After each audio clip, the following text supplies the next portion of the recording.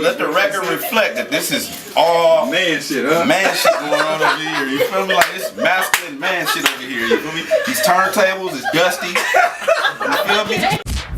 Yeah, you know what time it is, man.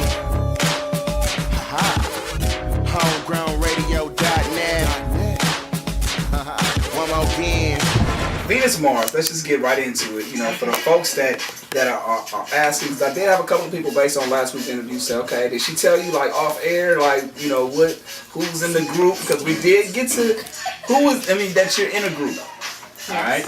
And I deciphered that shit. If y'all listened last week, I deciphered it down that it has to be just one other person in that My group. other partner, I am happy to announce, is a ridiculously, amazingly talented, wonderful human being in spirit, and I'm so blessed that he wanted to be a part of this group. There's a lot of adjectives. Yes. His name is Mars, but people know him better as Mr. THX. THX.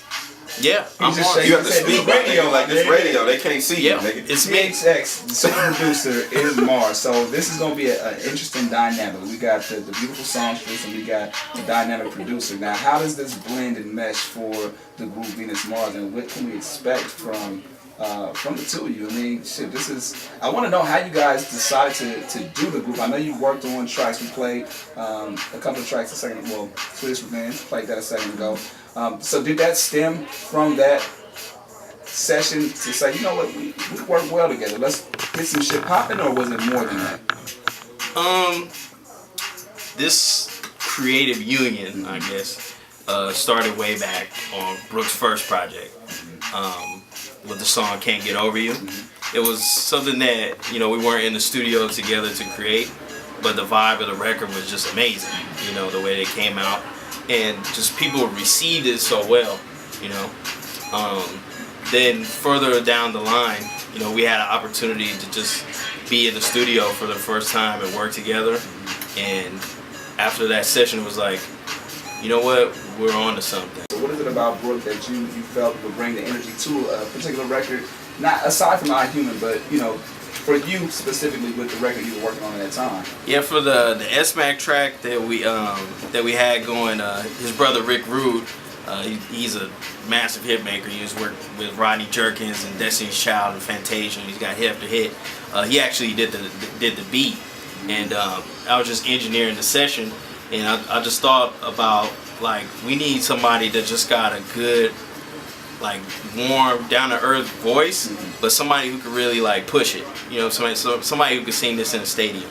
And I just ran through my middle Rolodex, and I was like, you know what? I think Brooke Taylor can handle this. So that's when I reached out to her to connect, and it was a magical session. It was awesome. It wasn't something that had to be worked on. It was just organic.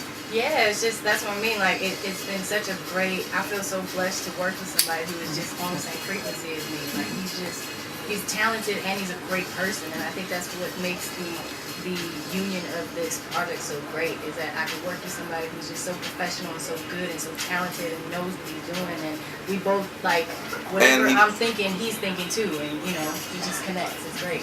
Specifically, when you get in the studio with him, I mean, obviously the energy is great, but is there any technicality-wise, like, that you pick up on, like, damn, he pulled that shit off. How the fuck did he do that? Well, I mean, he's just a musician, you know, and I'm a musician at heart. That's why I started. So I appreciate musicianship, and he is definitely a musician. You know, there's a lot of producers, and I say that with the quotation marks, who are just beat makers. There's a difference between beat making and actually producing a track and understanding the music and the whole formula of how it goes.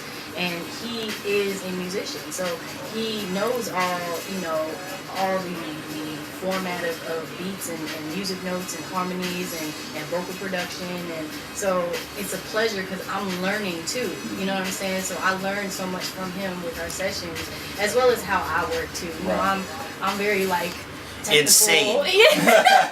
The common ground is that we're not afraid to try. If she has an idea, I'll be like, you know what, I'm not feeling that it sounds the same, but do it, you might be able to convince me. And oftentimes she'll do it and it'll be like, dang, I didn't even know you had that. You got me. Or, you know, she'll be kind of like just vibing and writing, and I'll do some way out stuff with a track that I've never done before, and, you know, pull some surprises on her. So it's more like we kind of showing off, but at the same, it's like a mutual respect, you know, from a craft point of view.